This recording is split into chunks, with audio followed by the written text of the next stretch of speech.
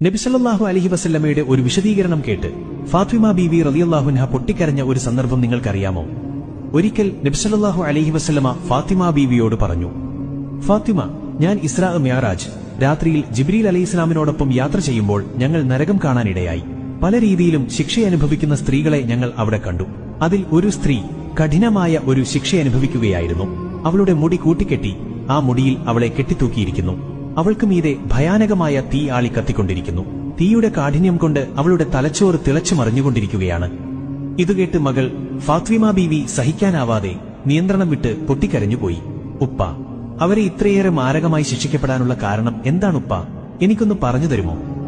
നബി സല്ലല്ലാഹു അലൈഹി വസല്ലമ മറുപടി നൽകി, ഫാത്തിമ, ആ സ്ത്രീ അന്യപുരുഷന്മാരുടെ മുന്നിൽ തലമുടി പൂർണ്ണമായും മറക്കാത്തവളായിരുന്നു. അതായത് ആ സ്ത്രീ തലമറക്കാത്ത ഒരു സ്ത്രീയായിരുന്നു. സുബ്ഹാനല്ലാഹ്.